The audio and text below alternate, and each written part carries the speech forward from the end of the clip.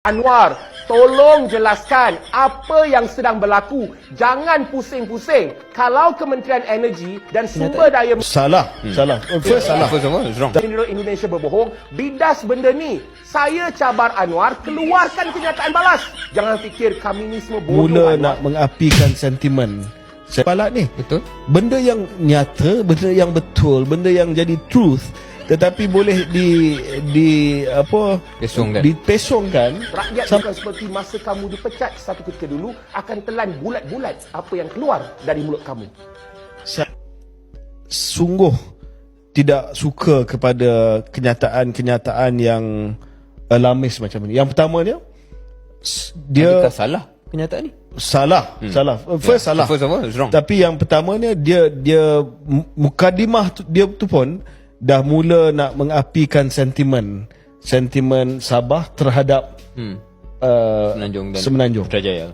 seolah-olah kita dah serah melalui Akta Pembangunan Petroleum dan sebagainya. Of course, ada banyak perkara yang perlu kita redress dengan Sabah dan Sarawak, dan kita sedang buat melalui perjanjian, melalui Jawatankuasa MA63 dan sebagainya.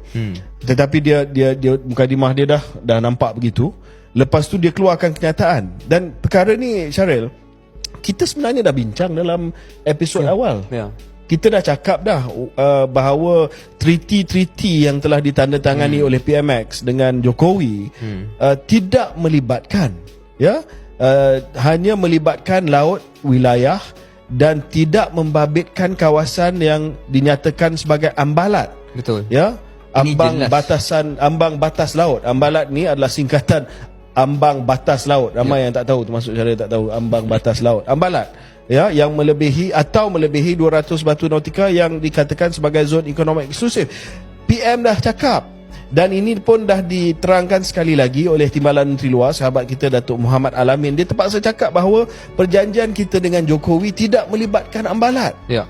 So saya tak tahu macam mana, sebab saya tengok, Syaril, dalam kita punya komen ni ramai yang minta kita cakap pasal ambalat ni. Betul. Benda yang nyata, benda yang betul, benda yang jadi truth, tetapi boleh dipesongkan sampai orang percaya bahawa kita dah jual ambalat kepada Indonesia.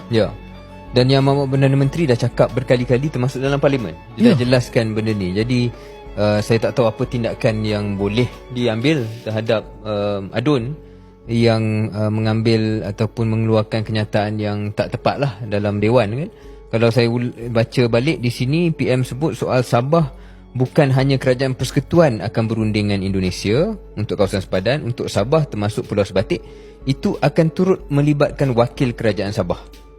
Bagaimana kita teruskan? Kalau pengalaman kita dengan Thailand, win-win, kita wujudkan JDA, Joint Development Authority. Tapi untuk Indonesia ni belum sampai ke situ. Poin dia, PM dah jelaskan lah, benda ni belum final, nothing has been agreed.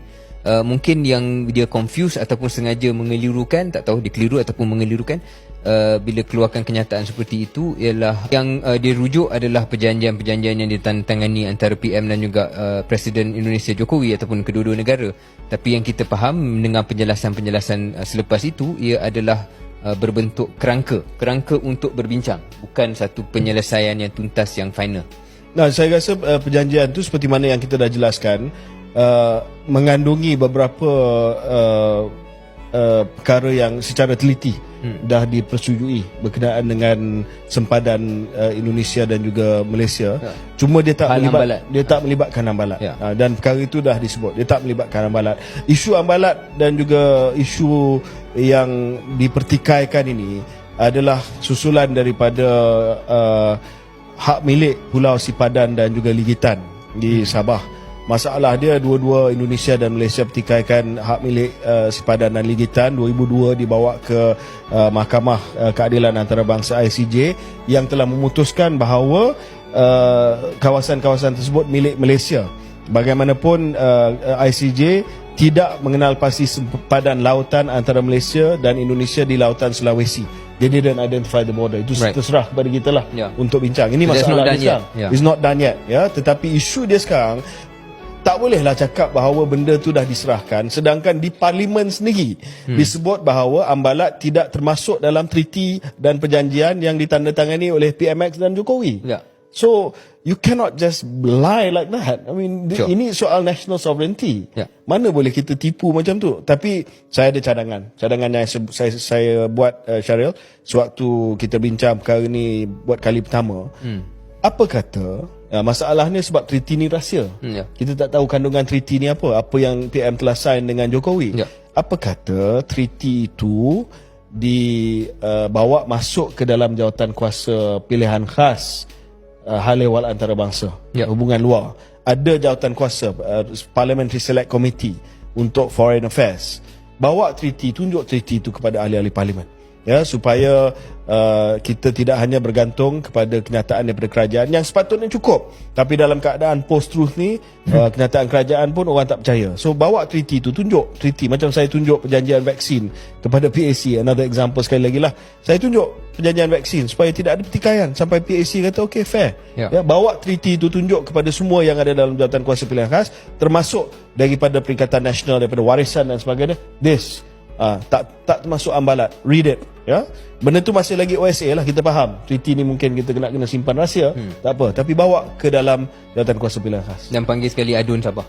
Panggil sekali Adun Sabah ni, supaya dia boleh tengok sendiri. Sebab saya tak suka bila disensasikan policy discussion kita disensasikan dengan benda yang tak betul. Ya.